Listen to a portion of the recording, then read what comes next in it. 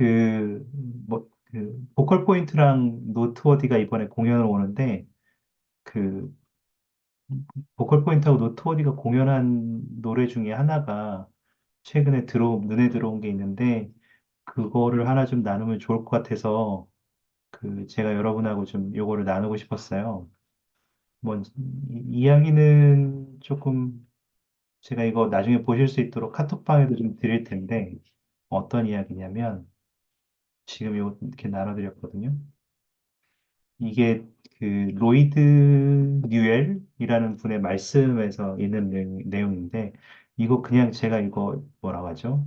그냥 번역한 거라, 막 직역한 거라서 조금 보시기 어려울 수도 있는데, 혹시 필요하시면 나중에 이 스토리가 원래 있는 스토리 링크가 이제 여기에요. 지금 태버네클 합창단 사이트에서 제가 가져온 건데, 혹시 필요하시면 여기 가셔서 보셔도 괜찮아요. 네, 하여튼 노래는 태버네클 합창단으로 안 듣고 보컬 포인트 노래로 볼 건데요. 개회 찬송으로 생각하시면 될 것 같아요. 그래도 찬송가니까. 우리 한국어로는 없지만 찬송가예요. 그, 어떤 얘기냐면, 이 찬송가 가사의 배경을 좀 설명드리면 도움이 될 것 같아서 말씀드리는데, 호레이시오 스패포드라는 사람이 있었는데, 이 사람은 성공적인 변호사이기도 했고, 부동산 투자자이기도 했대요. 근데 1871년에 시카고 대화재가 있을 때 재산을 크게 많이 잃었고, 비슷한 시기에 4살짜리 아들이 성홍혈로 사망을 했대요. 자녀가 5명 있었고, 그 위에 딸이 4명이 있었는데, 너무 갑자기 이제 재정적인 충격, 그리고 자녀가 이제 죽음을 맞이하는 충격까지 있으니까 그것이 너무 어려워서, 심적으로 어려우니까 좀 휴가를 갔으면 좋겠다라고 해서, 먼저 이제 아내하고 4딸을 태워가지고 영국으로 이제 배로 보낸 거예요. 휴가를 보내놓고 자기도 이제 긴급한 일 처리한 다음에 바로 뒤따라서 배 타고 가겠다. 이게 이제 생각이었죠. 근데 대서양을 횡단하던 와중에 배가 굉장히 큰 충돌에 휘말려서 침몰한 거예요. 그래서 호레이쇼 스테이포드는 4딸을 포함해서 200명 이상이 그 배에서 이제 침몰하면서 죽음을 맞이했는데, 다행히 아내만 구조가 됐어요. 아내만. 근데 이거 참 가족을 위로하기 위해서 여행을 보냈는데 4딸을 다 잃어버렸으니까 얼마나 비극이에요. 그래서 아내가 영국에 혼자 도착해서 남편한테 전보를 보냈는데, 나만 구조됐다. 내가 뭘 해야 되겠느냐. 뭘 할 수 있느냐. 이렇게 전보를 보낸 거죠.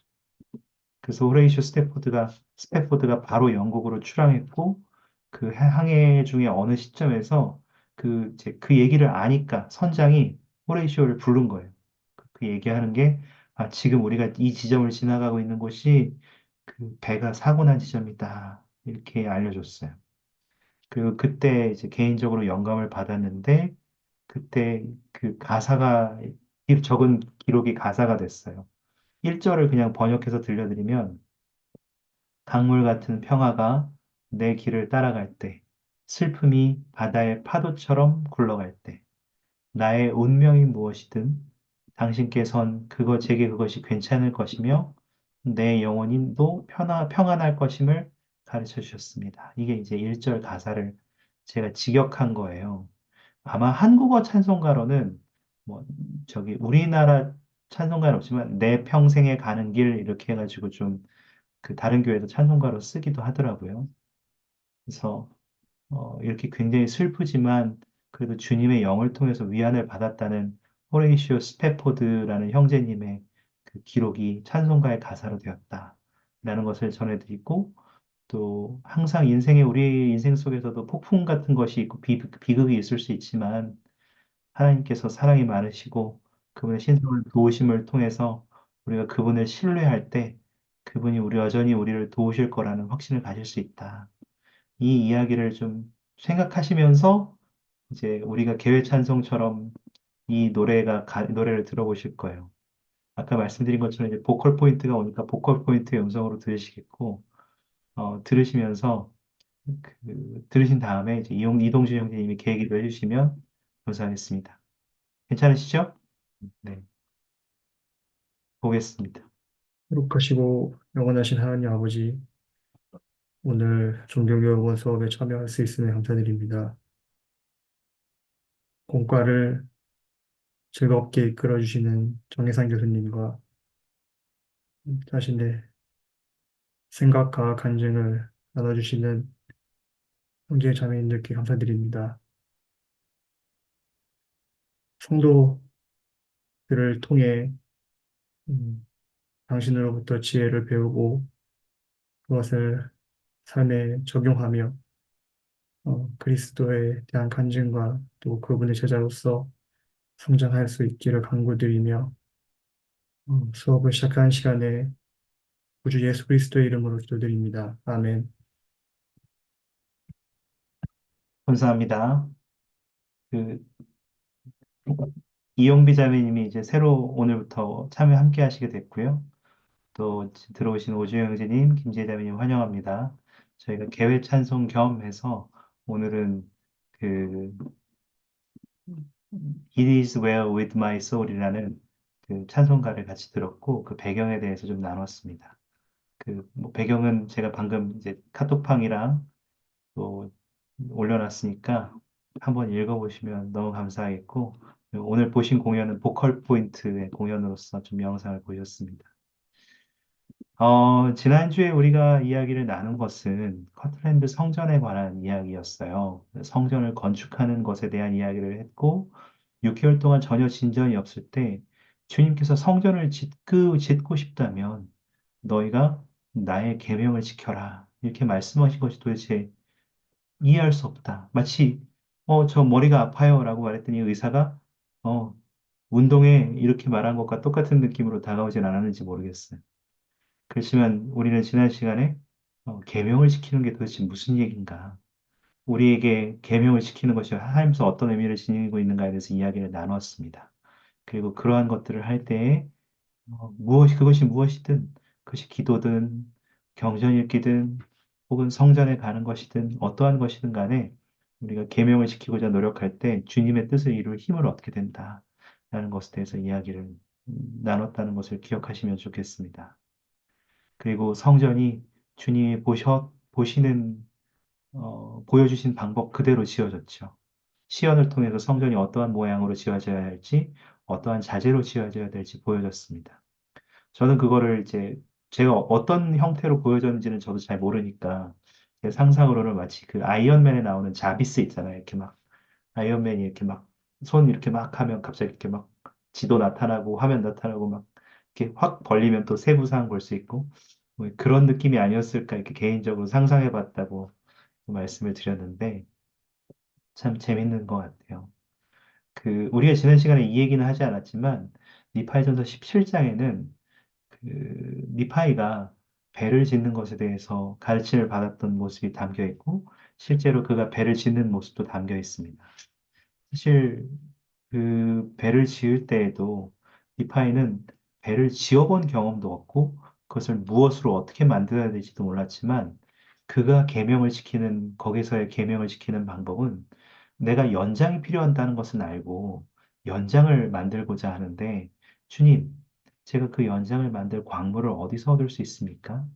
이것이 처음에 주님께 했던 질문이고 계명을 지키는 방법이었어요. 주님께서 장소를 알려주셨고, 그리고 배를 짓는 것에 대한 어떻게 지어야 할지를 주님의 방법으로 보여주셨죠. 커틀랜드 성전은 그 당시에 정말 흔하지 않은 석재로, 돌들로 이렇게 지어지기 시작했고, 정말 그는 주님의 방법으로, 주님만 할 세상에 있지 않은 방법으로 지어졌고, 많은 성도들이 그것을 헌신을 통해서 지어졌습니다. 상호조의 시작이 성전 건립을 통해서 이루어지기도 했고요. 여러 가지 또한 축복들도 있었다는 것을 우리가 기억할 필요가 있을 것 같습니다. 생각해보면 1985년에 서울 성전이 헌납될 때도 여러분 성전이나 옛날에 교회 건물 지을 때도 예전에는 그 회원들이 일정 부분을 헌납해야 됐던 거 알고 계신가요? 아시는 분들도 계실 것 같은데 옛날에는 그 교회 건물이나 혹은 그 성전을 지을 때도 회원들이 일정 퍼센테이지는 회원들의 헌금으로 충족을 해야 했어요. 아니면 실제로 노동력을 제공하는 경우도 있었고요. 그래서 우리 서울 성정도 그러한 헌금이 필요했던 시기에 또 지어졌는데 그때도 많은 훌륭한 회원들이 자신의 시간과 또 돈을 기꺼이 주님께 드리는 제 봉사를 했다는 것도 우리가 기억할 만한 일인 것 같습니다. 오늘은 저희가 선교 사업에 대해서 잠깐 이야기를 하고요. 그 다음에 또 주로 이야기를 나눌 것은 올리버 카우드리에 대한 이야기를 좀 많이 하려고 해요.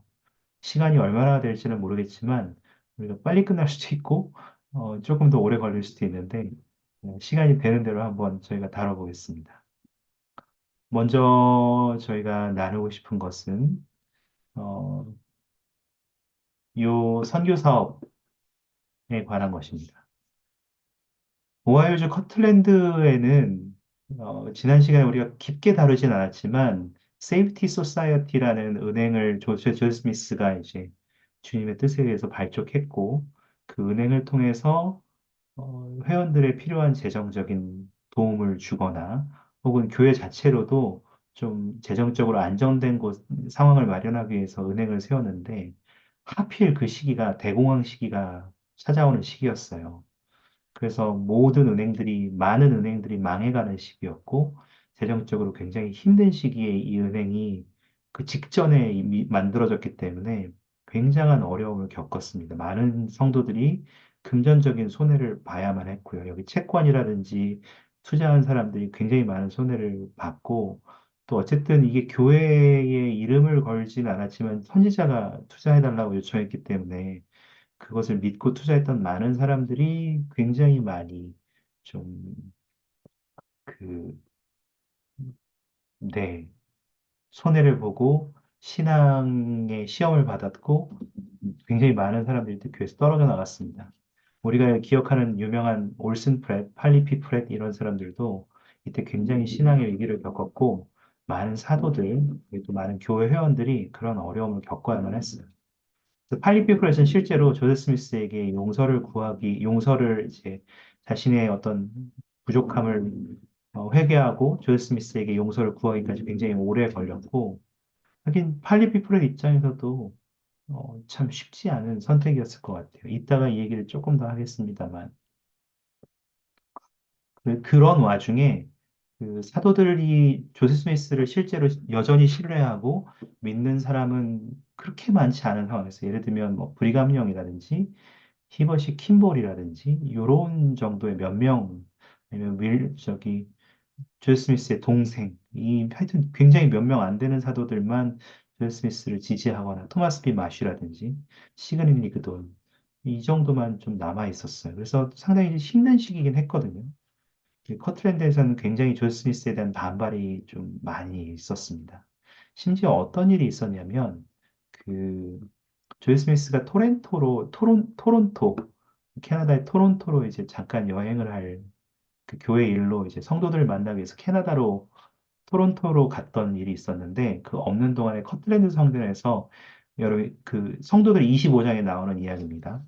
그래서 그 일요일 모임을 열리는 데서 조세 스미스 1세, 그러니까 조세 스미스 선지자의 아버지가 세이프티 소사이티의 어려움에 대해서 막 이야기를 했고, 이 지금 상황이 어렵지만 그래도 이 선지자가 내 아들이 이거를 개인적인 욕심을 채우거나 혹은 정말 여러분에게 사기를 치기 위해서 이런 것을 한 일이 아니다.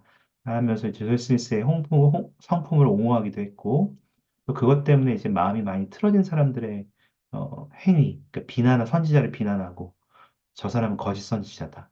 거짓 선지자가 이제 혹은 타락했다. 이렇게 말하는 사람들에게 좀, 그 규탄하는 메시지도 내보냈거든요.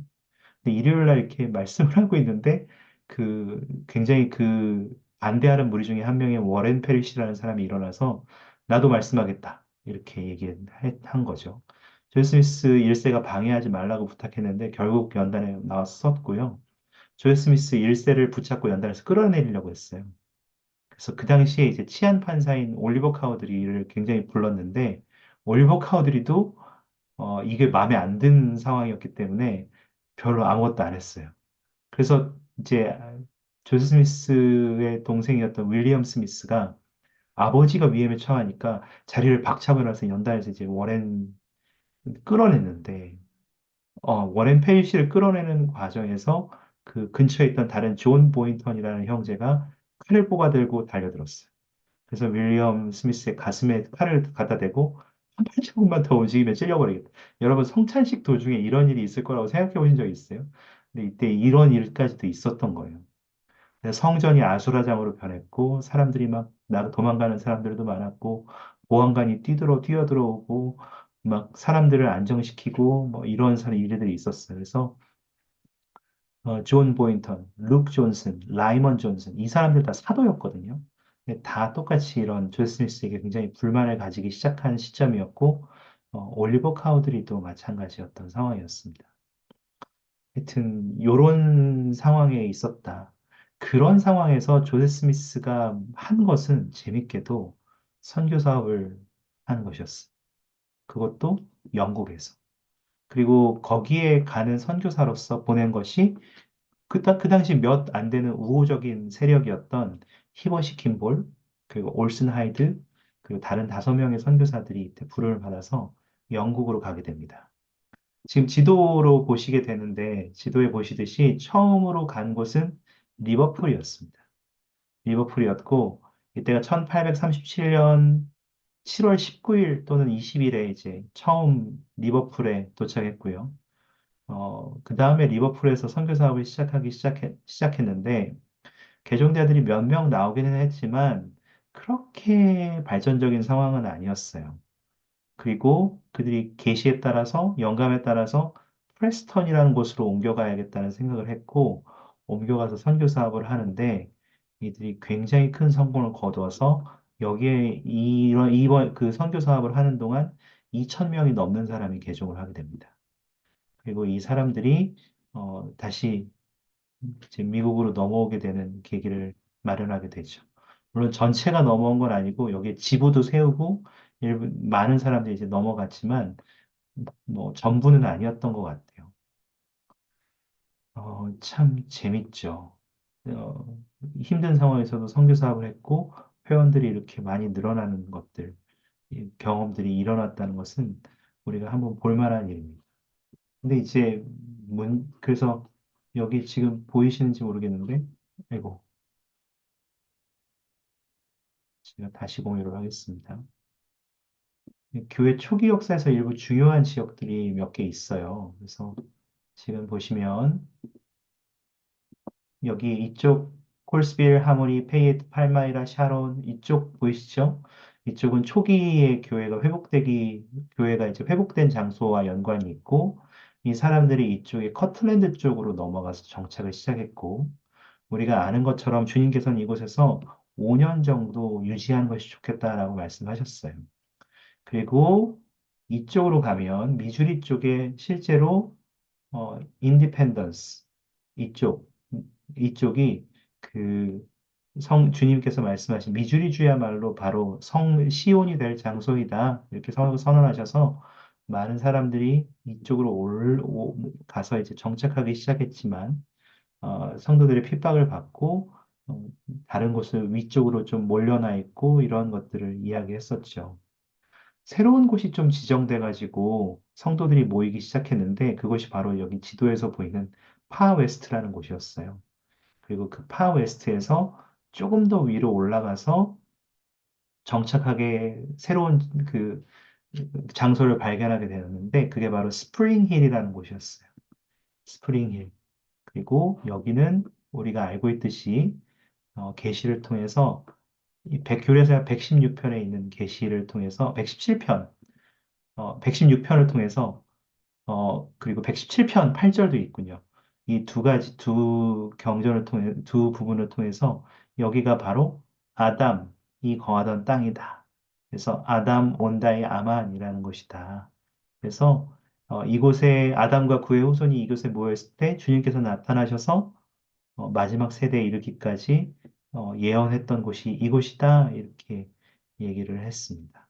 그리고 아담 온다의 아마는 아담이 자기 백성을 방불하러 올 곳이라고 되어 있어요.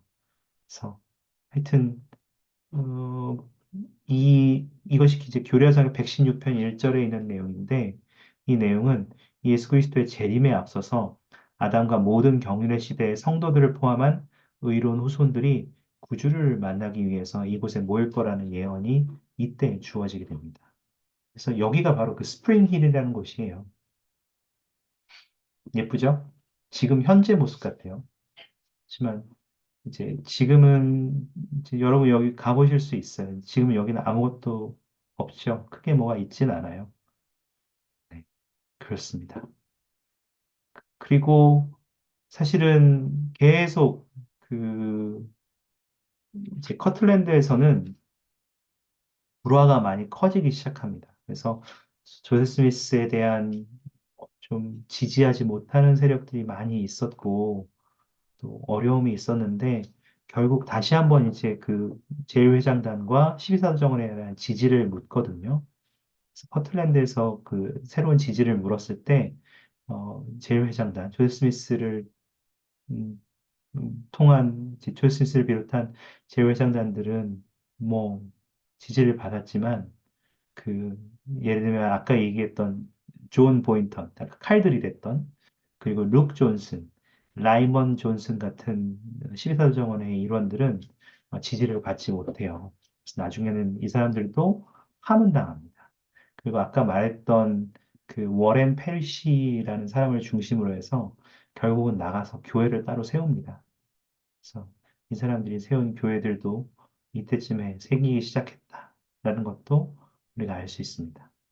커트랜드의 문제가 굉장히 많았기 때문에 여전히 새로운 지지를 받기는 했지만 주님께서는 결국 조엘 스미스와 시그니드 그돈 보고 파웨스트로 옮겨가도록 얘기를 해요. 그래서 굉장히 도망치듯이 밤에 몰래 이동을 합니다.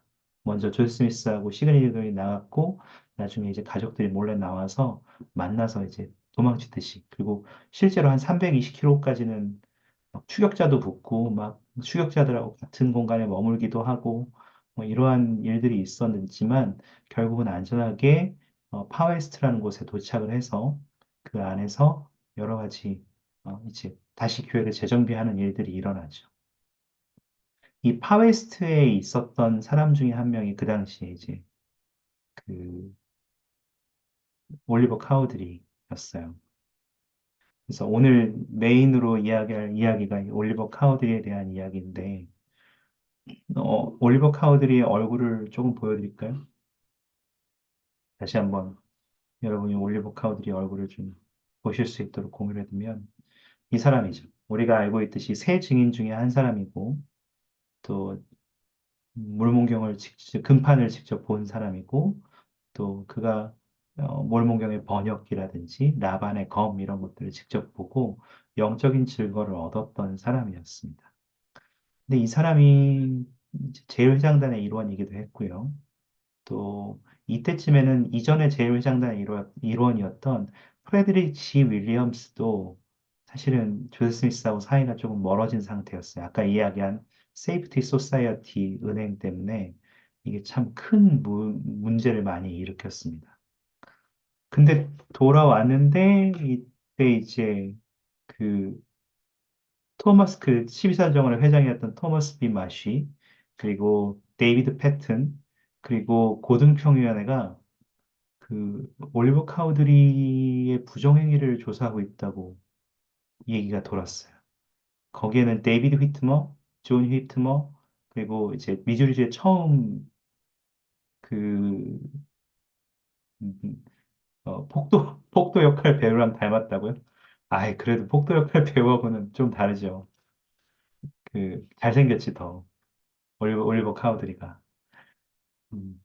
그렇지만 하여튼 윌리엄 펠프스는 우리가 알고 있듯이 미주리주에 처음 정착할 때에 그 인쇄소를 만들었던 사람이었잖아요. 그리고 이브닝 앤 더 모닝 스타를 출판했던 사람이기도 한데 이 사람들이 부정행위를 저질렀다는 것을 조사받고 있었다는 거예요. 그래서 뭔 조사 부정행위냐라고 했더니 그 지역에 파웨스트 지역의 일부 토지를 임의로 처분했다는 것이 주된 혐의였대요. 근데 이제 얼마 전에 존 휘트머랑 윌리엄 페퍼스가 파웨이스트에 있는 교회 소유지를 팔아서 수익을 가로챘는데 그 일이 해결되지 않은 상황이었고 또 올리버 카우드리나 존 휘트머, 윌리엄 펠프스는 그 잭슨군, 그러니까 성도들이 쫓겨났던 그곳에 있는 잭슨군의 사유지 일부를 매각했었어요. 근데 물론 이건 개인 소유였긴 했거든요. 개인 소유긴 했지만 주님께서 여기 헌납된 땅이고 여기가 시온이 될 거라고 이미 말씀하셨기 때문에 그 땅을 매각하지 말라고 계시를 이미 주신 상황이었어요. 근데 세 사람은 어차피 거기 우리가 지금 들어가지도 못하고 땅을 우리가 뭐 저기 할 수도 없으니까 그냥 팔아버린 거예요. 그래서 그 주님께서 말씀하신 내용들을 어기고 어차피 내 재산이니까 상관없다. 팔아버린 거예요. 그래서 교회에서는 이것은 너의 재산이긴 하지만 주님께서 그렇게 명하신 것에 대한 주님의 계시를 어긴 거다. 그래서 그것에 대한 부정행위를 조사하고 있었고, 이 사람들은 이 사람 나름대로 이거 어차피 우리 돈인데, 우리 땅이고 우리 개인 재산인데, 아무리 주님 앞에 헌납을 했다고 한들, 이거 말이 되느냐라고 생각했어요. 특히 올리버 카우드리를 포함해서 이 사람들은 뭐라고 생각했냐면, 이거 우리를 욕하려고 하는 거 아니야? 라는 얘기도 하게 되었죠. 그러니까 마치 이간질 하려는 거 아니야? 자기들이 권세를 차지하고 교회에서 좋은 자리를 차지하려고 초기에 어, 개종한 성도들인 우리 이 사람들 다 초기 성도들이잖아요. 데이비드 휘트머, 존 휘트머, 윌리엄 펠프스, 올버 카우들 이 사람들은 지금 여기 뒤에 언급되는 이 조사한 평의회들보다 훨씬 더 먼저 교회에 가입한 일찍 교회에 가입한 사람들인데 이 우리 초기 성도들, 성도들이고 선구자였던 우리들을 이간질시켜서 조세 스미스에게 등 돌리게 하려는 거 아니야? 안 그래도 조세 스미스한테 마음이 안 좋았는데 이런 마음이 더 커졌어요. 그래서 올리버 카우드리는 나중에 좀 많은 다른 일들을 하게 되는데요. 잠깐 시간을 드릴 테니까 여러분 성도들 26장을 한번 펴보시겠어요? 그리고 어디를 보시냐면 305페이지부터 305페이지부터 끝까지 305페이지의 끝 305페이지부터 읽으시는데 그 제가 링크를 드릴게요.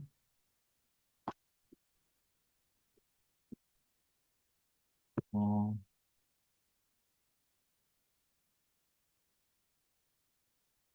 잠깐만요.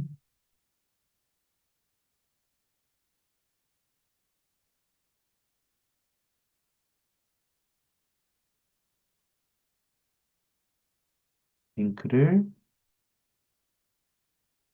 제가 채팅창에도 드리겠고 카톡방에도 드리겠습니다. 여기 누르시면 이제 바로 그 305페이지로 가게 되어 있는데요. 누르셔서 어디까지 읽으시냐면 그 305페이지 끝까지 읽으시는데 그 올리버는 네. 올리버는 그런 원리를 외면한 채 이렇게 해서 고통스러운 결정을 내렸다. 그래서 숫자 16까지 써 있는 한 하나, 둘, 셋, 넷, 다섯 개 정도의 단락을 지금 읽어보시는 거예요. 읽어보시면서 질문에 대한 답을 하나 찾아보시는데 요거에 대한 답을 한번 찾아보시면 올리버 카우드리가 교만 때문에 유혹에 빠지게 되었음이 어떤 식으로 나타나는가? 이 질문의 답을 한번 찾아보시는 거예요. 근데 재밌는 것은 질문이 일단 재밌어요. 아니, 올리버 카우드리는 교회가 헌납할 것 말고는 자기 재산을 팔았는데 유혹에 빠져게 됐고 교만했다는 건 무슨 의미인가를 생각해 보실 수 있는데 한번 잠깐 시간을 내서 읽어보시면서 이 질문에 대한 답을 개인적으로 좀 찾아보시죠. 잠깐 저희가 한 5분 정도 시간을 드리겠습니다. 질문은 이해되시죠? 괜찮죠? 네.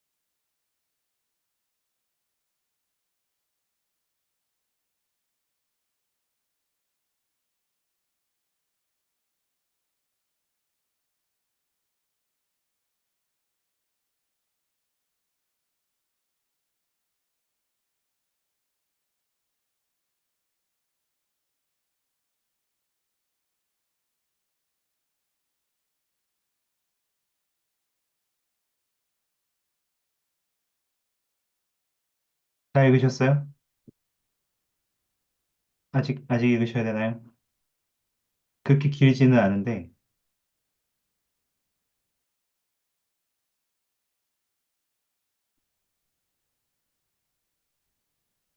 음, 네. 시간이 거의 다 되긴 했거든요. 그, 혹시 이 읽으신 부분에서 어떤 부분들이 올리버 카우디가 교만 때문에 유혹에 빠졌는지, 빠지는 것을 표현했는지 혹시 찾으신 거 있으세요?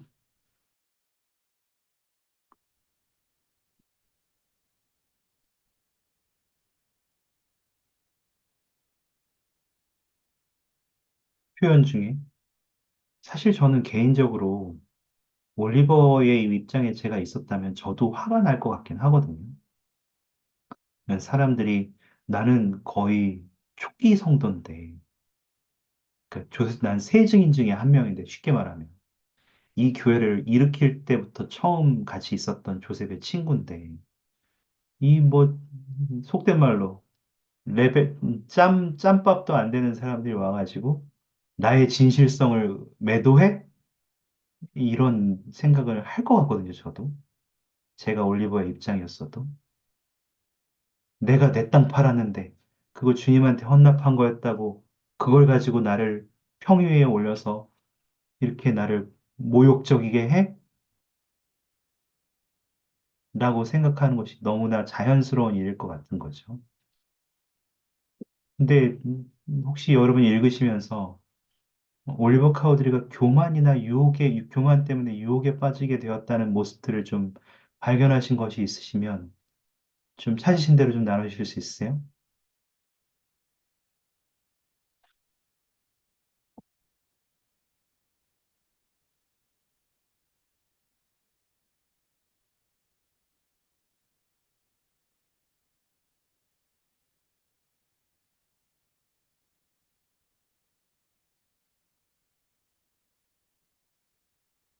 제가 한번 말 네. 괜찮아요. 저는 그 질문에서 유혹에 빠지게 되었음이라는 부분을 좀 생각해 봤는데, 올리버 카우드리는 이렇게 생각했을 것 같아요. 내 재산이고 읽기 전에 되찾는 게 좋지 않을까라고 생각해서 섣, 섣부르게 행동을 했던 것 같습니다. 어, 저도 이런 실수를 많이 해봤기 때문에, 어, 기도와, 기도를 통해서 확신을 얻고 그것에 대해서 다른 사람들의 지지를 얻고 또 이 결정이 그 개인뿐만 아니라 다른 사람들에게도 끼칠 영향을 생각한다면 그걸, 네, 그것인 것 같습니다. 어, 영향을 생각하게 된다면 좀 더 신중, 신중하게 할 수 있었을 겁니다. 어, 그게 실제로 좀 모욕적인 일처럼 받아들여지더라도요.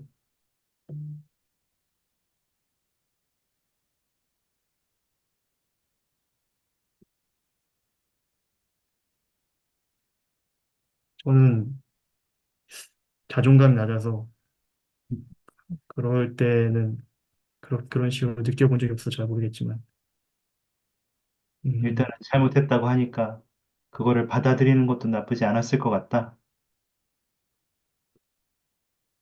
아니, 그런 뜻이 아니라, 그렇게 하는 방법이 주님의 방법이지만, 올리버 카우드리는 눈앞에 그러지 못했기 때문에 그의 자신의 선택에 대한 책임을 지게 된 거라고 보여지게 됐습니다. 감사합니다. 김지자매님 지금 올려주신 것도 있는데, 법적 권리는 자신에게 있음을 다시 한번 주장했다. 즉 세상적인 원칙에만 집중하고 하나님과의 개인적인 관계에 집중하지 않은 것 같다.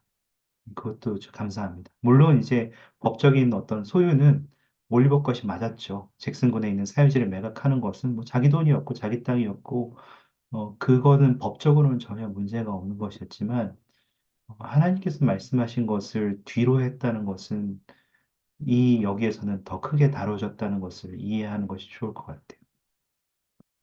감사합니다. 그 305쪽 맨 마지막에 여기에서 올리버는 그런 원리를 그 위쪽에 보시면 지난 10년 동안 주님께서는 성도들에게 개인적인 욕구를 제쳐두고 각자가 가진 것은 하나님의 왕국을 세우는데 헌납하며 단합할 것을 강력하게 권고해 오셨는데 올리버는 그런 원리를 외면한 채 자신의 판단에 의도하여 교회와 교회 지도자 그리고 주님의 계명을 멸시했다 이렇게 되어 있거든요. 감사합니다. 그 이용 기자님도 올려주셨는데 그는 교회 모임에 참석하지도 않았고 다른 지도자의 권고도 무시했고 토마스와 고등평이의 모욕적인 내용의 서한을 보내기도 했다. 또한 그신 계시에 반하여 잭슨 군에 있는 자신의 사유지를 매각하고 조셉을 간음으로 무고했으며 하나님의 대의를 저버렸다. 이 표현도 맞는 거예요. 여기 페니 엘저와의 관계에 나오는데 이제 이거는 이제 저희가 몇 주 뒤에 다룰 내용이긴 합니다만 이때 처음으로 주님께서 천사를 통해서 조세 스미스를 강권하셔서 복수 결혼을 실행하게 하셔요. 그래서 조세 스미스가 고민 끝에 이 페니 엘저라는 개종자와 이제 복수 결혼을 시행하는데 이 페니 엘저는 부모님의 허락을 받고 이제 조세 스미스가 했다고 되어 있어요.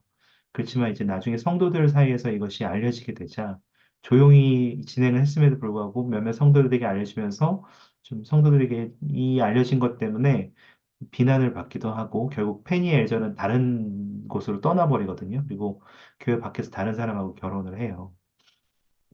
물론 나중에 이러한 복수 결혼에 대해서 페니 엘저는 그건 나와 조세 스미스의 관계의 일이기 때문에 말하지 않겠다라고 해서 자세한 내용은 알려져 있지는 않습니다만 이때 복수 결혼이 처음 계속해서 조금씩 가르쳐지기 시작했고 그것을 수행할 것을 주님으로부터 종용받았기 때문에 이때 처음 복수 결혼에 대한 일이 이루어졌고 올리버가 그것을 간음으로 선지자에 대해서 어, 말했다, 무고했다.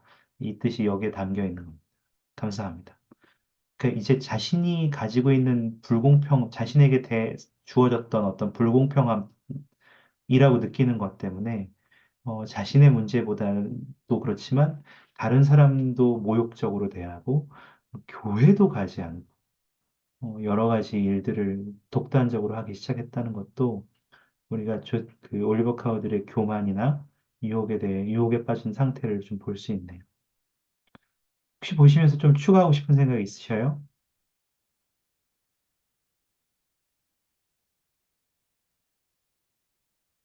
강성관님이 마이크 열고 말씀하셨는데 다 채팅으로 말씀하셔. 뭐 괜찮습니다. 네?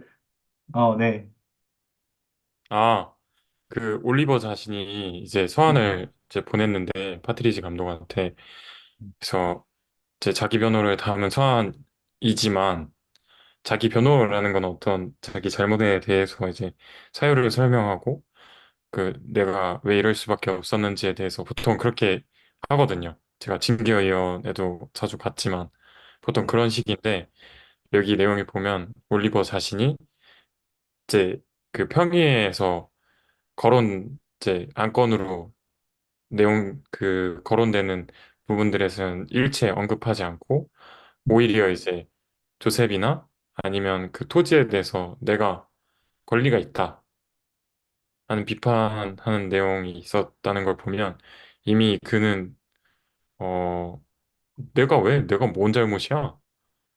음, 라고 생각을 했던 것 같고 그 11조 그 재산과 관련해서는 어쨌든 그 뭐 저희가 받고 있는 월급도 사실 어떻게 생각하면 저의 노동의 대가잖아요.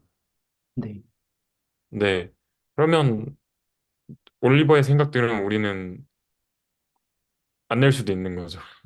그럼 올리버와 같이 비슷하게 생각을 하면 그렇게 접근할 수 있을 것 같습니다.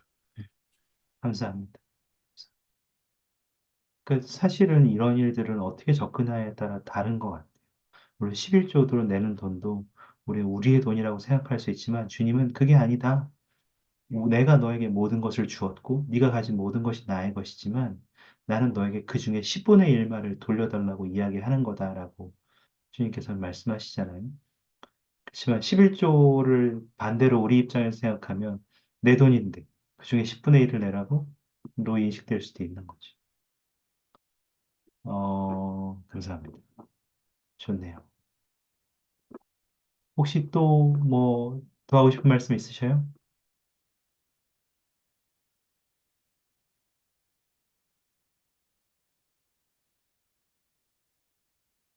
그 여러분이 지침서에서 이제 일반 지침서는 이제 다 공개가 되어 있으니까 여러분들이 좀 읽으실 수 있는데 그중에 이제 교회 회원 자격 제한 또는 철회에 대한 어떤 평의회가 열릴 수 있어요. 옛날에는 뭐 다른 이름으로 불리긴 했는데 요것에 대해서 잠깐 좀 여러분에게 공유를 드리고 싶거든요. 이걸 왜 여는지를 먼저 좀 보여드리고 싶었어요. 이걸 왜 여는지를 이해하면 아마 올리버 카우드리는 이것을 좀 더 다르게 알았음에도 이것을 좀 다르게 생각한 것이 아닌가라는 생각을 좀 나누고 싶었는데 먼저 좀 제가 이제 지침서의 일부를 가져왔거든요. 여러분 나중에 이거 보고 싶으시면 32장입니다. 지침서 32장에 있는 내용 중에 하나인데 이 평의가 열리는 목적이 뭐냐, 이런 것들을 조치를 취하는 목적이 뭐냐라고 했을 때 첫 번째는 다른 사람을 보호하는 것이 들어가고요. 두 번째는 개인이 회개를 통해 예수 그리스도의 구속의 권능을 얻도록 돕는 거고요. 세 번째는 교회의 명예를 보호하는 데 이 세 가지 목적이 있어요. 재밌지 않습니까? 일반적으로 재판이나 어떤 처벌 혹은 상벌 논의, 뭐 평의회 이런 것들이 열리면 어, 일반적으로 어떤 잘못한 사람을 데려다 놓고 너 잘못했잖아. 죄값 치러. 너는 잘못했으니까 벌을 받아 마땅해라는 것이 이제 그것을 평가하고 주기 위한 주목적인데 교회에서 이러한 비슷한 평회가 열리는 이유는 첫 번째는 다른 사람들, 이 피해를 더 입을 수 있는 사람들을 보호하고 또 그 죄를 지은 사람 혹은 이 평회의 대상이 되는 사람에게도 그 사람도 회개를 통해서 예수 그리스도의 구속의 권능을 얻도록 돕기 위해서 이 일을 하는 거예요. 동시에 교회의 명예도 보호하고. 그러니까 마치 썩은 나무 가지 잘라내시 넌 글러먹었어. 너 죄졌지? 나가. 교회 회원으로 받아들일 수 없어. 더 이상 하나님의 자녀 아니야. 이렇게 하는 게 아니라는 거예요. 이렇게 하는 이유는 그 사람조차도 회개를 통해서 다시 그리스도의 축복들과 속죄의 권능들을 받아들일 수 있도록 도와주는 데 그 의미가 있는 거예요. 올리버 카우드리는 아마 이러한 것의 원리를 모르지는 않았을 거라고 생각해요. 제 회장단에도 있었고. 그렇지만 여전히, 여전히 올리버 카우드리는 이것 때문에 굉장히 많은 화가 나 있었죠. 감사합니다. 혹시 또 추가하고 싶은 말씀 있으십니까? 음, 질문과 관련해서?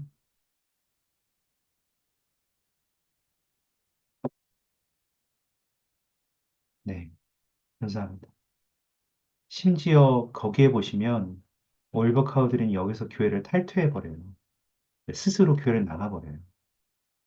음, 참 쉽지 않죠? 새 증인 중에 한 명이었고, 초대 교회 회원이었고, 굉장히 많은 몰몬경 번역을 하는데 서기 역할도 했고, 정말 여러 제일회장단에도 있었고, 여러 가지 일들을 할 수 있는 사람이었지만, 스스로가 자신이 가진 교만과 유혹 때문에 자신이 가진 모든 권리들을 다 포기해버리게 됩니다. 반대 이야기를 하나 가져올 거예요. 반대 이야기를 하나 가져올 거예요.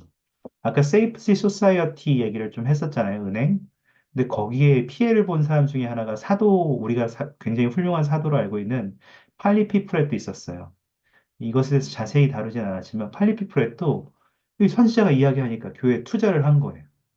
큰 돈을 투자를 했는데 이게 이제 채권이 이제 그 빚이 어떻게 넘어가다 보니까 어, 궁극적으로는 시그니그 돈이 은행장처럼 와가지고 이제 돈을 갚으셔야죠. 빚진 거 갚으셔야죠.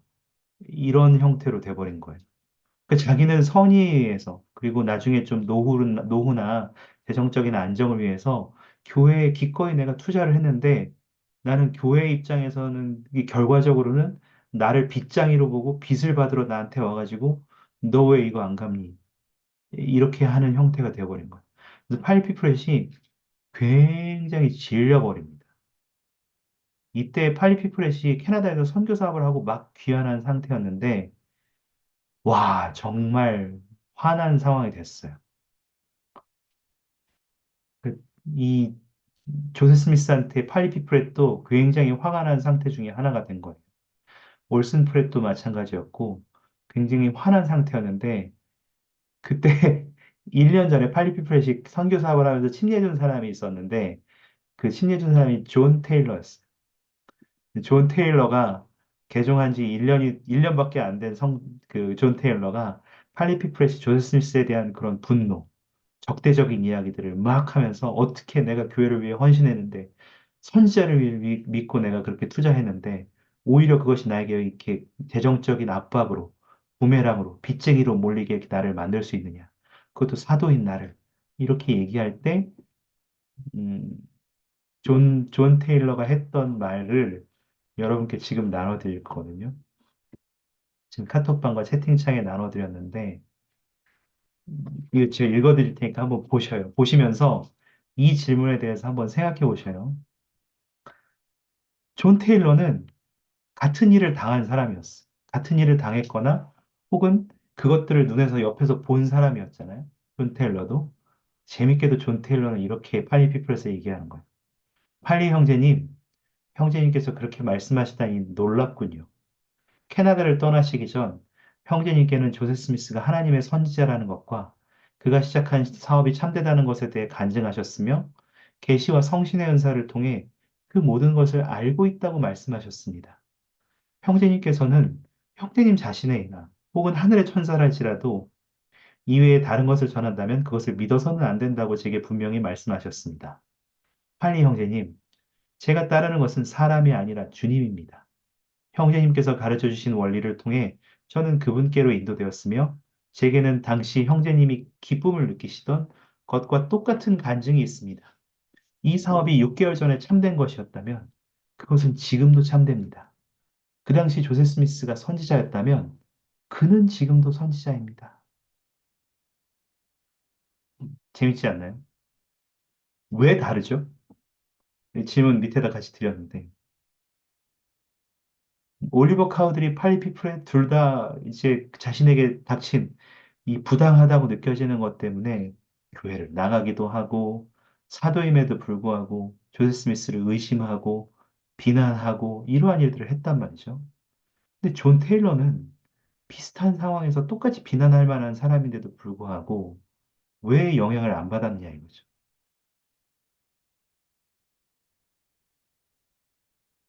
혹시 여러분 나눠주실 생각 있으십니까? 이 질문에 대해서. 뭐가 다른 거죠? 제가 따르는 것은 사람이 아니다 주님이다. 혹시 조금 더 설명해 주실 수 있나요?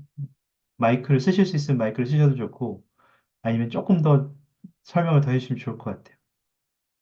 일단, 사람이 아니라 주님을 따르기 때문에 사람의 실수를 보지 않는 사람이 어떤 저였으면서 실수를 했더라도, 그것을 해서 자신의 신앙이 흔들리지 않는다 정도는 추측할 수 있을 것 같은데, 조금 더 혹시 설명해 주실 수 있으면 적어주셔도 좋을 것 같아요.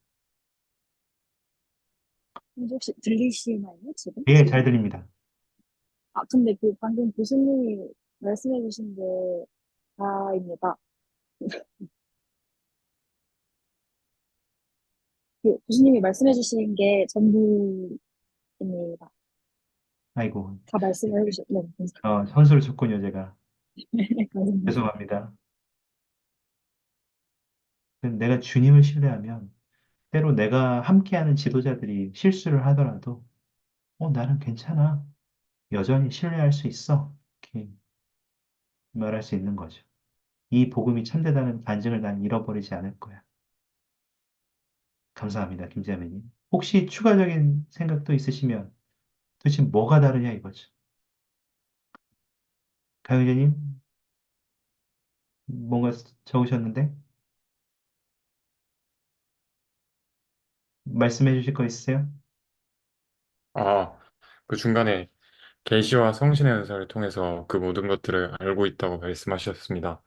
이 부분에서 계시와 성신의 은사를 통해서 알게 됐다는 건 그 하나님으로부터 주어지는 그런 진리라고 할 수 있을 것 같아요. 변하지 않는 것. 그러니까 먼 사단이 나도 이것은 진리다. 그런 것들을 당신은 말했다. 근데 어, 팔리 형제님 당신은 이러한 것 하나로 그렇게 말하는군요. 그거에 대해서 저는 놀랐습니다. 라고 이렇게 말하는 듯한 느낌인 것 같습니다. 저는 이게 진리라고 믿기 때문에 전혀 개의치 않습니다. 라고 말하는 것 같습니다. 감사합니다. 이용 비자님 아까 마이크 잠깐 여셨는데 뭔가 말씀하려고 하셨던 건가요? 네, 네, 저는 위에서 읽으면서 생각했던 게 존 테일러는 다른 사람을 통해서 그것을 그, 형제님이 기쁨이 느끼시는 것과 똑같은 감정이 있다고 했는데 이 감정은 그 사람을 통해서가 아니라 결론 하나님 아버지께서 성신의 은사를 통해서 그분께 주신 거잖아요. 그래서 그때 자기에게 그런 큰 영향을 끼친 사람이 뭐 이제 교회에 반대되는 의견을 냈더라도 결국 내가 지금 가지고 있는 이 간증이 중요한 것 같아요. 다른 사람에게 영향을 미치지 않고 니파이가 그랬던 것처럼 자신이 강구하고 받은 그런 증거이기 때문에 더 강력하게 어, 나에게 더 영향을 끼칠 수 있는 것 같아요. 더 잘 복음 생활을 할 수 있도록. 감사합니다. 그 나와 주님과의 관계가 중요한 거라는 거죠. 이 사람과의 관계도 물론 중요하죠. 복음 안에서 어떻게 사람과의 관계가 중요하지 않겠어요? 그래서 서로를 가르치고 배우기 위해 교회에 가고 또 교회 모임을 통해서 여러 가지 교류를 맺고 그 교류는 우리가 복음 생활하는데 굉장히 중요한 것이긴 하지만 결국 가장 중요한 것은 내가 주님과의 관계이지 어, 사람들과의 관계가 아니라는 것도 우리가 깨달을 필요가 있는 것 같습니다. 감사합니다. 혹시 또 있으셔요? 네, 이현입니다. 그 아까 그 방금 하신 말씀에 조금 더 붙여서 얘기를 하고 싶은데, 그러니까 올리버 카우드리의 얘기들을 읽어보면 흥미로운 게 그 26장의 시작이 올리버 카우드리가 굉장히 이제 봉사하고 한다고 힘들었다, 지쳐 있었다. 뭐 뒤에 보면은 또 그가 열심히 뭐 성도들이 그 정착할 땅을 찾아다녔다. 굉장히 열심히 봉사를 하고 있었지만 그런 결과를 맺은 것을 봤을 때 이제 사실 봉사는 신앙이 없어도 할 수는 있는 거라는 생각이 들고, 어, 여기서 이제 물론, 지금 존 테일러도 열심히 봉사를 했겠죠. 근데 두 사람의 차이는 올리버는 아까 우리가 읽은 기록에서 보면, 교회도 안 나갔고, 이제 지도자들에 대한 어떤 그런 반항하는 마음도 있었고, 그런 것들을 봤을 때, 음, 내가 얼마나 열심히 봉사를 하느냐, 물론 정말 중요한데요. 내가 주님과 얼마나 개인적으로 의미 있는 시간을 보내느냐, 정말 더 중요한 걸 수도 있겠다는 생각이 듭니다. 네. 감사합니다. 그 나의 기분이 상하는 것도 그 내 마음을 다스리는 것도 중요해요. 근데 정말 주님과의 나의 개인적인 관계를 강화하기 위해서 어떻게 시간을 보내고 있느냐, 또 나는 어떻게 노력을 하고 있느냐, 그건 정말 중요한 부분인 것 같습니다. 너무 감사합니다. 좋네요. 혹시 또 추가하고 싶은 말씀 있으셔요? 지금 어떤 의미에서 이런 차이가 만들어지냐는 거죠.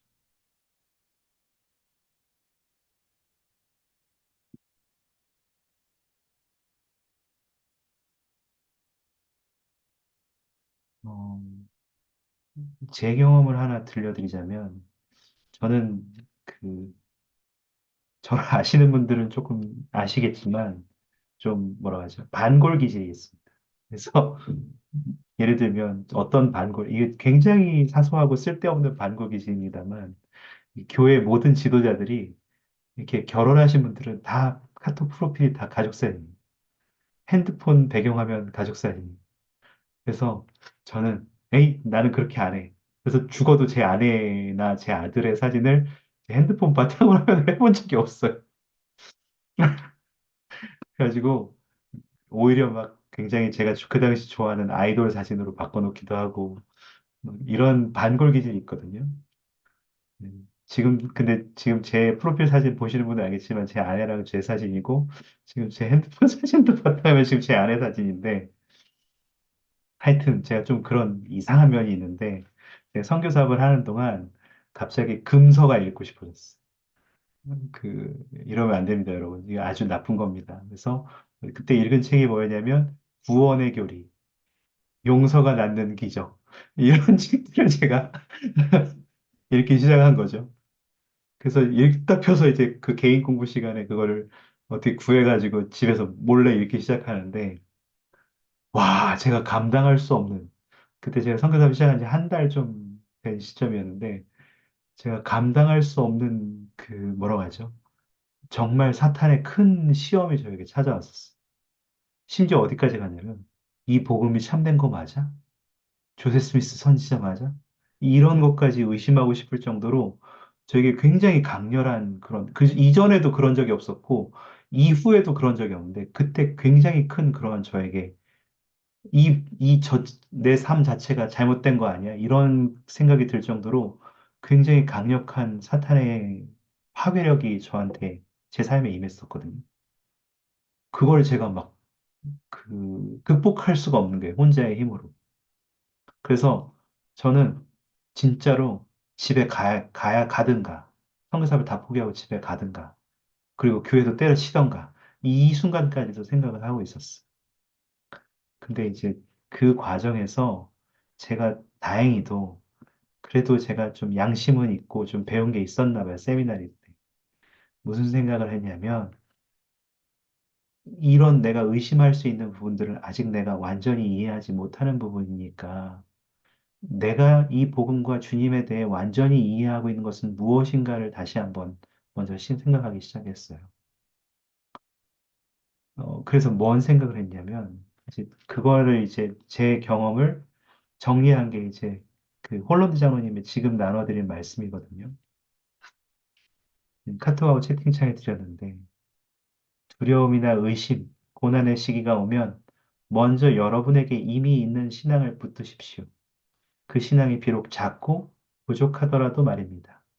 그런 순간이 찾아오고 시련이 닥칠 때, 그리고 그 문제에 대한 해결책이 즉시 주어지지 않을 때, 여러분이 이미 알고 있는 것들을 굳게 붙들고 더 많은 지식이 주어질 때까지 굳건하게 견디십시오.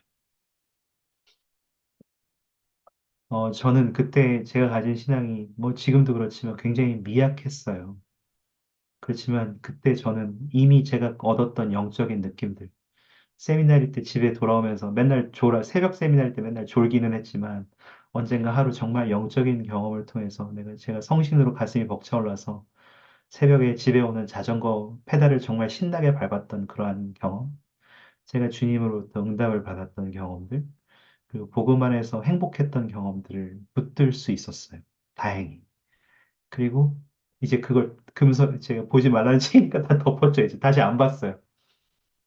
다 덮고 성교사 내내 펼쳐보지 않았어요. 그리고 회개해야 됐고, 그 과정을 겪는 동안 점차적으로 저는 그러한 사탄의 영향력이 제 삶에서 멀어져 가는 것을 그때 느꼈습니다. 그리고 나서 나중에 다시 그러한 것들에 대한 더 많은 이해를 하게 되었을 때, 이제는 그러한 가르침들이나 그 책에 있는 원리들이 저를 괴롭히지 않게 되는 것을 발견하게 됐어요.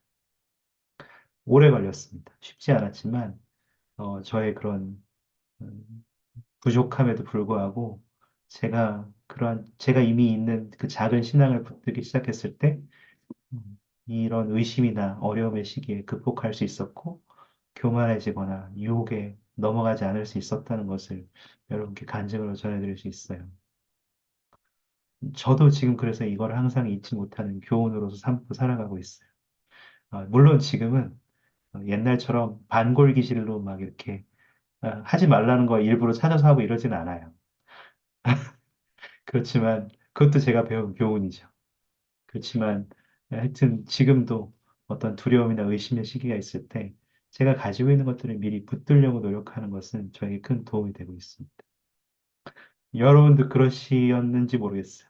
저는 여러분은 저처럼 이렇게 어리석은 실수를 하진 않으셨겠지만 이것은 우리 모두에게 똑같이 적용되는 말씀이에요. 원리이고요. 우리가 이미 얻은 영적인 증거들에 의지하면 어려움이나 의심이 닥쳤을 때에도 도움이 될 수 있습니다. 혹시 저의 이제 이 부족했던 경험을 잠깐 들으시면서 추가적으로 나눠주고 싶은 생각이 있으셔요? 혹시 있으시면. 이건 뭐 여러분의 과거를 들추거나 뭐 여러분의 어떤 그거는 그런 얘기가 아니라 여러분이 이 복음 안에서 가지게 되신 간증에 대해서 나누셔도 좋을 것 같아요. 혹시 있으시면. 저 네. 홀랜드 장로님 말씀 나눠주셔서 생각나는 게 몇 년 전에 그 교회 그런 이단을 취재하는 유튜버가 있었거든요. 음, 예전에 미국 유튜버인데 되게 유명했어요. 네. 그래서 그 사람이 교회를 취재하다가 홀랜드 장로님을 취재한 영상이 한동안 돌아다닌 적이 있었거든요. 네네. 기억하실 것 같아요. 되게 뚱뚱한 사람이었는데 잘 모르겠어요. 그 영상에서 홀랜드 장로님이 그 제가 아는 홀랜드 장로님은 연차대에서 되게 엄청 좋은 말씀들과 되게 강한 모습들이었는데 되게 우리 주변에서 볼 수 있는 힘없고 버벅대는 그냥 노인으로 나오시더라고요. 그 되게 충격을 받았었거든요. 그 날, 그 영상을 본 날. 어, 뭐야? 라고 할 정도로 이렇게 그 유튜브가 한 질문에 대해서 되게 어, 답변도 제대로 못했고 그래서 그날 되게 심란했어요, 마음이. 저는 교회를 어머니랑 어제도 이 후배들이랑 종교 얘기하다가 제가 어떻게 지금 교회 다니게 됐는지 얘기를 했었는데 어머니랑 이제 참된 교회를 찾다가 흘러서 이제 이곳에 오게 됐고 이 교회에 대해서 기도하면서 이곳이 정말 참되다는 걸 믿고 있었는데 그렇게 이제 사도라고 있는 사람이 그렇게 제가 선교사 할 때도 제일 존경하는 분이 그렇게 나와버리니까 되게 엄청 흔들렸어요, 제가 그날.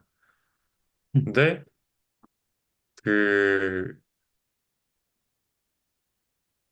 존 테일러가 얘기한 것처럼 어, 제가 따르는 것은 주님입니다.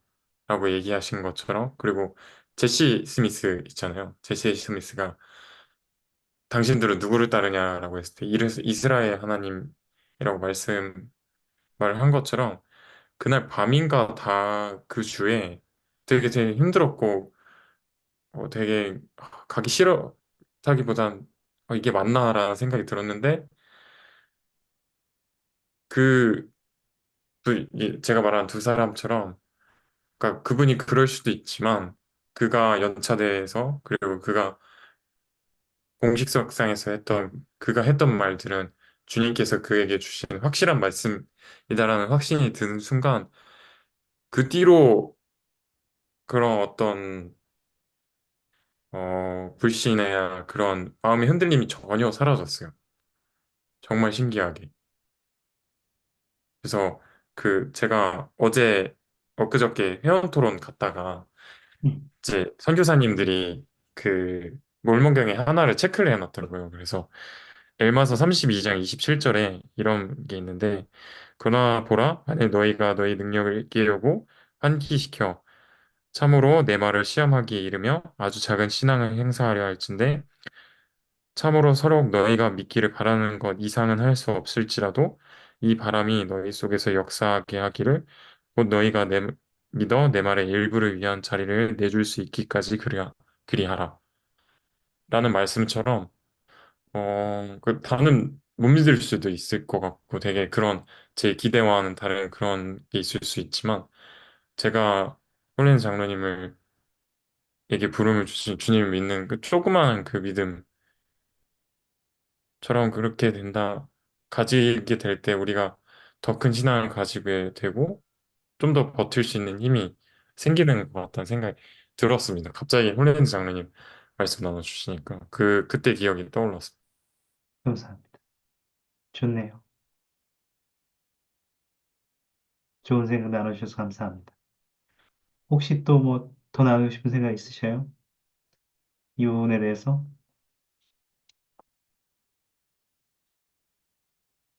어, 그 이야기로 다시 돌아가서 왜 그 둘이 그렇게 차이가 있는지에 대해 곰곰이 생각을 해봤는데, 어, 그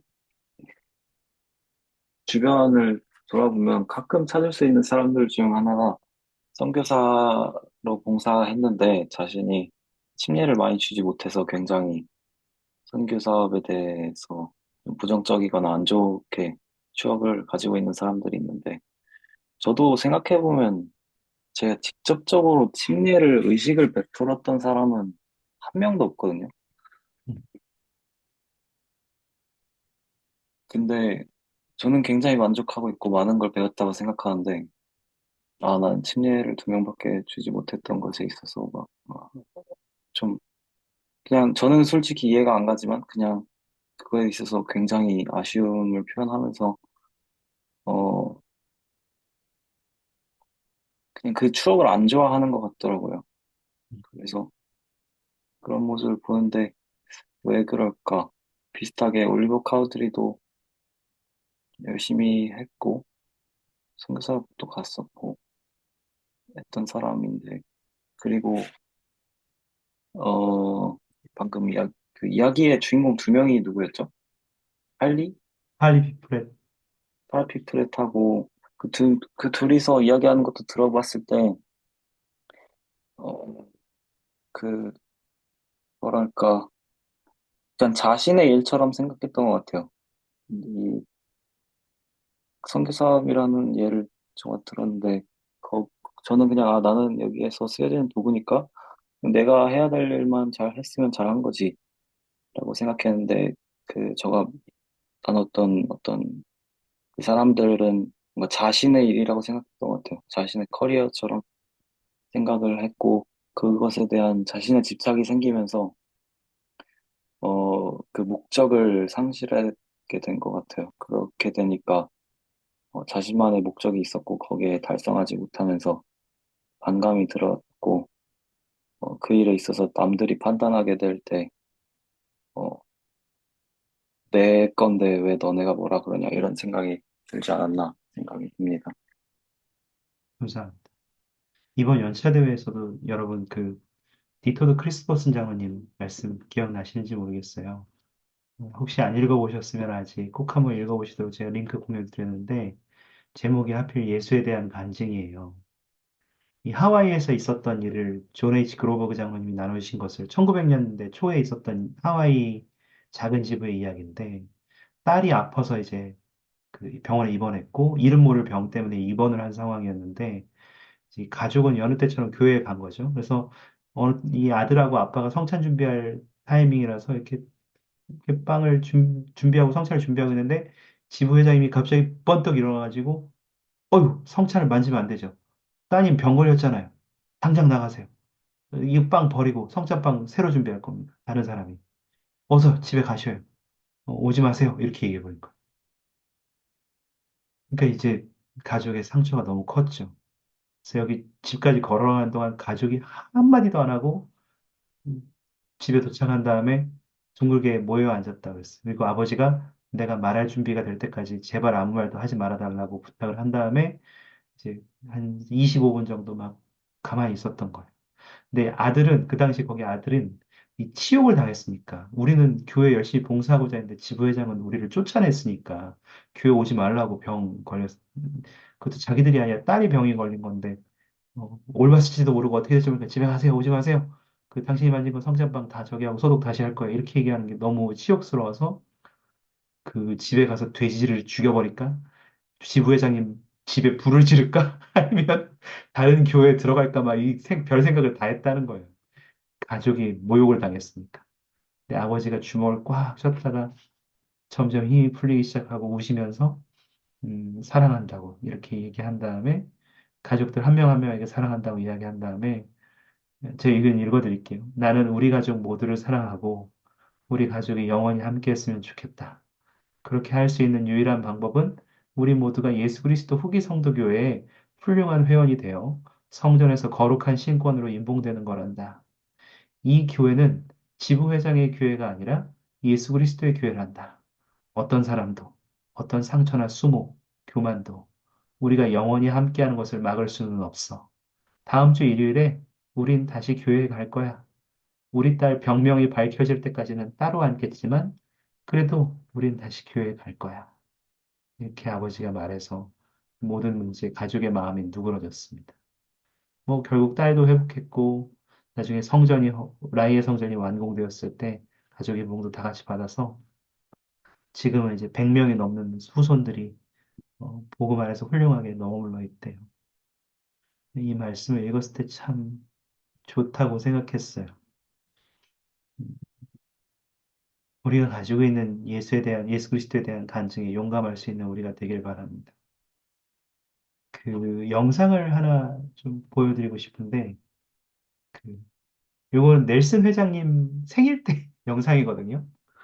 근데 한번 보시면서 우리가 선지자들을 대할 때, 그러니까 이것을 개인적인 사람으로서 대하는 것이 아니라 하나님의 선지자를 대할 때 우리가 어떤 눈으로 봐야 되는지에 대한 시각을 좀 더 넓히시는데 도움이 됐으면 좋겠다는 의미에서 하나 보고 싶습니다. 잠깐 보시겠습니다.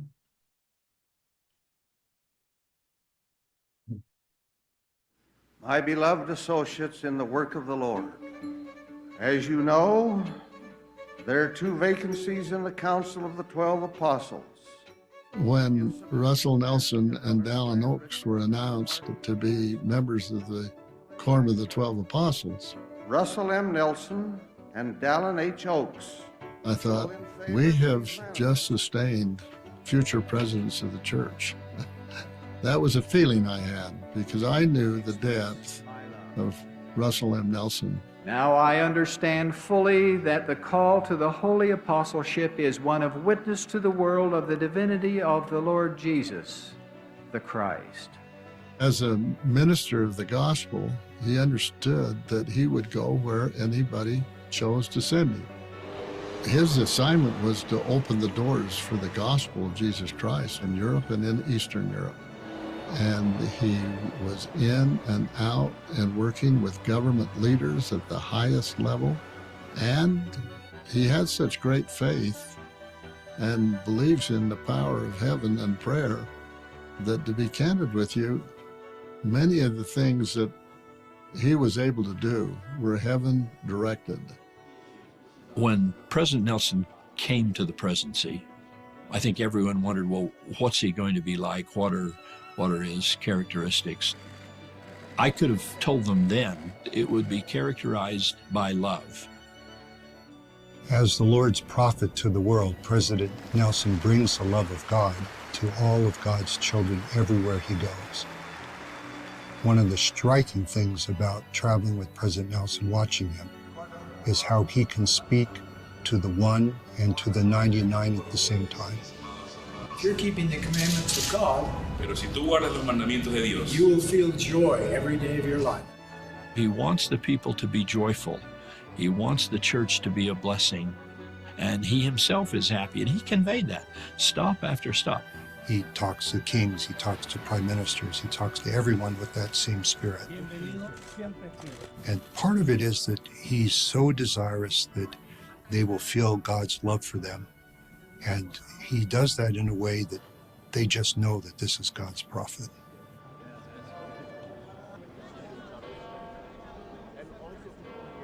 When we were in Rome for the dedication of the new temple, we had the opportunity to have an audience with Pope Francis.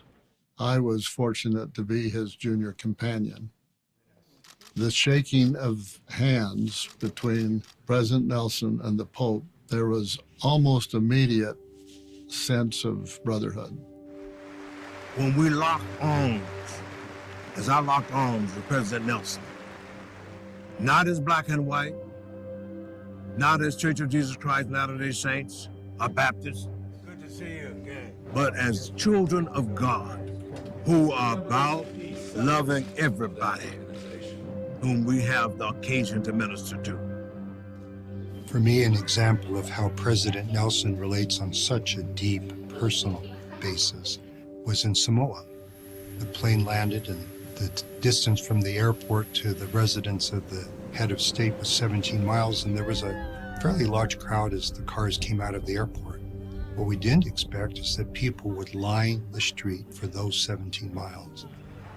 What was remarkable for me is that President Nelson leaned out the window and he waved to every single one of them. Russell Nelson loves people. And so every picture that you see, he's reaching out to the people. He's reaching out to the little children. He's holding little children in his arms. He loves people. He likes little people and he likes old people. And that makes it possible for him to be a prophet to all of the people. And as a people, we need to be looking and acting like true followers of Jesus Christ. It's real, it's deep, it's genuine, it's authentic. We were with a father who had recently lost his wife. And the children and the father were there in their deep grief, but also in their deep faith. President Nelson embraced them, told them of God's love for them, and they knew that, they felt that, it strengthened them. She'll be cheering for you from the other side.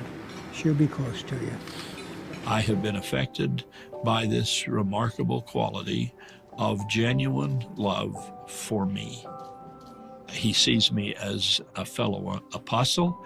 He sees me as someone who needs to work hard. He sees me as someone who has assignments and I need to go do them. But through that and behind that and above all of that is that I know he loves me. And I want to be that way. I want to convey that to other people. Genuine affection, genuine love that marks him as a true prophet, a disciple of Christ.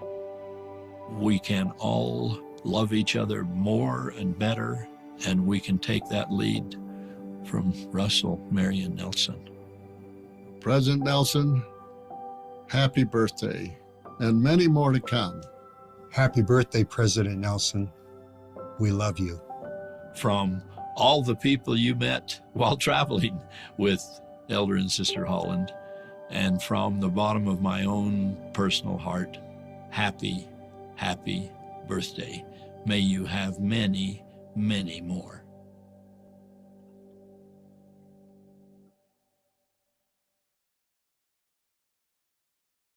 뭐 주님의 부름을 받은 자가 어떻게 움직이는지, 때로 우리가 그가 가진 약점에도 불구하고 어떠한 경험들을 교회 안에서 우리가 어떠한 태도를 보여야 되는지에서 잠깐 생각해 보실 수 있기를 바라요. 그 넬슨 회장님이 사도로 부름 받으셨을 때 하셨던 말씀이 1984년 7월 지금은 이제 성도의 것이죠. 그 당시 성도의 것에 기록된 걸 제가 PDF로 따서 지금 공유 드렸거든요. 읽어보셔요. 이거 굉장히 명문이에요. 이렇게 마치 이렇게 제갈공명이 출사표 내는 것 같은 느낌으로 이 말씀을 하셨거든요. 물론 저는 이때 3살이었습니다만. 그래도 이 말씀을 제가 나중에 읽었을 때 저에게 정말 큰 울림을 줘서 여러분께도 나눠드리고 싶었습니다. 넬슨 회장님이 말씀을 뭐 하나만 소개해드리면서 마무리하려고 하는데요. 2016년 4월 연차대의 말씀이고 신권 권능의 값이라는 말씀입니다. 넬슨 회장님이 오래전에 그 루스 헤드필드와 지미 헤드필드라는 그 부부 사이에 태어난 두 자녀를 수술했던 경험을 말씀해 주셨어요. 세 자녀 모두 선천적 심장질환을 시달리고 있었는데 첫째 아들인 지미는 두세에 확진도 받지 못하고 죽었고 이제 딸 로런 앤이랑 게이 린을 위해서 도움을 구하고 있을 때 이 수술을 다 넬슨 회장님이 집도하셨어요. 근데 수술 후에 둘 다 숨을 거두고 자녀를 모두 이제 두 자녀를 모두 잃어버리게 된 거죠. 넬슨 회장님은 여러분이 아시다시피 심장학 쪽에서는 굉장히 권위자였음에도 불구하고 이 수술을 마쳤을 때 이 두 자녀가 숨졌다는 것, 세 명의 자녀를 잃었다는 것은 이 헤드필드 가족에게는 굉장히 큰 고통이었던 것 같아요. 나중에 넬슨 회장님이 알게 되신 것은 이 부부가 이 교회와 넬슨 회장님에 대해서 분을 사귀지 못했다고 그랬어요. 그리고 거의 60년 동안 넬슨 회장님은 이 일이 자신의 마음속에 깊이 사로잡혀 있었다고 하셨습니다. 그리고 마음이 편하지 않으셨다고 했어요. 그리고 16년, 15년이죠. 15년 6월에, 이게 언젠지 모르겠어요. 6월이라고만 돼 있어서 15년이겠죠? 15년 6월에 이제 그 지미 헤트필드가 80살이 되었는데, 아버지가, 그때 이제 5월에 꿈을 꿨대요. 휘장 저편에 있는 자기가 집도했지만 죽음을 맞이하게 된 두 어린 소녀가 아직 아무에게도 인봉되지 못했다. 우리를 도와줄 수 있느냐. 그리고 남동생이 아직 살아있다. 이렇게, 음, 알게 됐죠.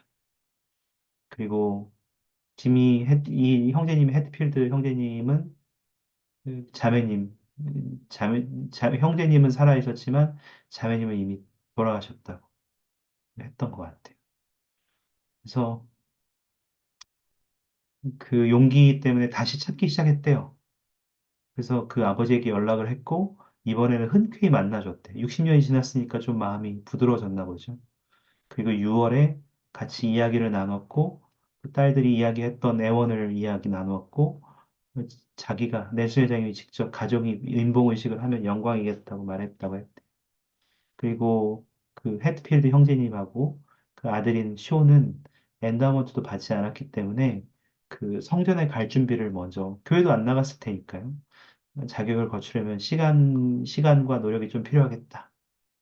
이렇게 얘기했대요. 그렇게 하고, 뭐, 스테이크 회장, 감독, 가정보험교사, 와드선교 책임자, 뭐, 선교사들 다 함께 했고, 그리고 이제 2016년에 얼마 전에, 이 4월 연차대회가 되기 얼마 전에, 가족이 다 인봉을 받았다는 것이 이 이야기의 뒷얘기였습니다. 이게 바로 지금 보여드릴 사진이 바로 그 가족 성전 인봉 사진이에요.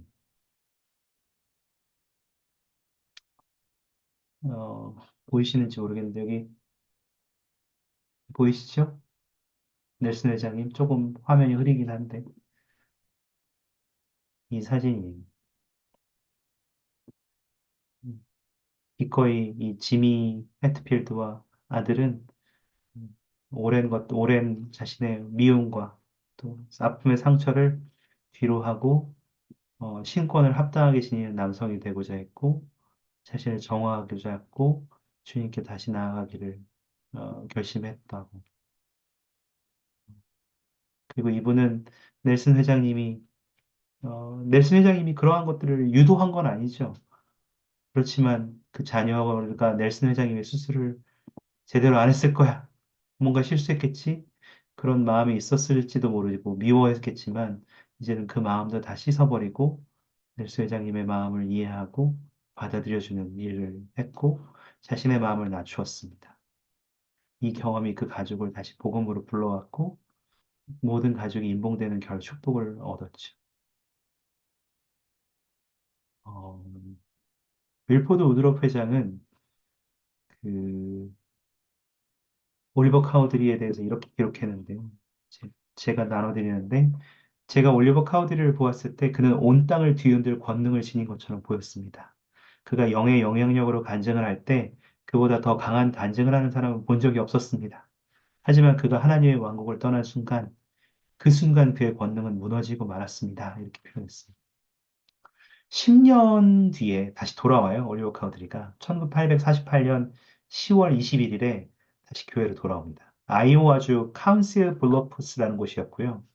그날 열린 대회에서 올리버 카우드리는 신권의 회복, 그리고 신권의 권세, 몰몬경의 참됨에 대해서 다시 간증했고, 또 그곳에서 머무는 동안 조지 에이 스미스. 아까 시온진영 그 지지난주에 시온진영 보셨을 때 안경 쓰고 왜 되게 어리숙한 조지 스미스 사촌이 있죠? 조지 에이 스미스, 그리고 올슨 하이드, 둘 다 사도였는데, 조지 스미스는 죽을 때까지 하나님 앞에 충실하게 그의 사명을 완수했다고 안증까지 했습니다. 그리고 감리요원들에게 교회 다시 들어오고 싶다고 겸손하게 뜻을 전한 뒤에 침례를 다시 받아서 교회 회원으로서 삶을 마감했습니다. 다만 아쉬운 것은 그가 보일 수 있었던 이러한 태도를 조금 더 일찍 보일 수 있었으면 그는 주님 안에서 하나님의 종으로서 더 많은 영향력 있는 일들을 했을 것이고 훌륭한 봉사와 더 많은 사람들에게 훌륭한 주님의 모범을 보였을 것이며 그 자신의 삶도 더 많은 축복을 누렸을 텐데 그 10년이라는 기간 동안 그것을 누리지 못했다는 것이 굉장히 안타까운 거죠. 우리도 우리의 삶을 돌아볼 수 있기를 바랍니다. 그리고 우리 내면에 있을지 모르는 교만을 회개할 수 있기를 바랍니다. 저도 아직도 있어요. 가끔 그러한 모습이 제게서 나오는 것을 제가 봐요. 그리고 그때는 저도 회개해야 된다는 것을 느끼고 회개하게 됩니다. 우리 모두가 그런 순간이 있을지도 몰라요. 정말 누구 때문에 마음이 상하고 혹은 지도자가 의도는 그렇지 않았을지 모르지만 나에게 던진 어떤 말들이 나에게 큰 상처가 될 수도 있고 혹은 사람들과의 관계에서 그런 어려움이 있을 수도 있고 혹은 내가 그러한 말을 던질 수도 있고요.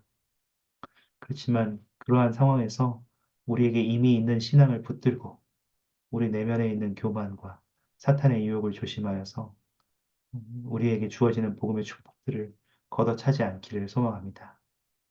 하나님께서 우리를 도와주실 것이고 그리스도의 속죄를 통해서 우리는 온전하게 될 수 있다는 것을 간증으로 전해드립니다. 우리가 가진 그러한 많은 부족함에도 우리는 그렇게 될 수 있습니다. 예수 그리스도의 이름으로 전해드립니다. 아멘. 감사합니다. 혹시 마무리하기 위해서 폐기도 해주실 분이 계실까요? 음, 없으시면 혹시 오주 형제님 부탁해도 괜찮습니까?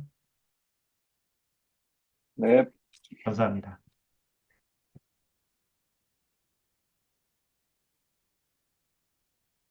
하나님 계신 아버지, 오늘 저희가 배운 많은 것들 중에 저희 남는 것들을 가지고 들을 저희가 생활에 또 하여서 좀 더 당신 앞에 합당한 성도가 될 수 있도록 축복해 주세요.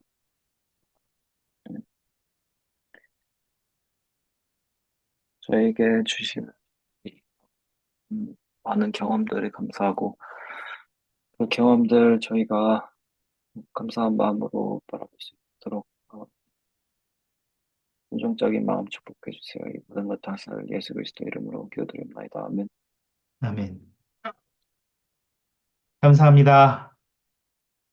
감사합니다.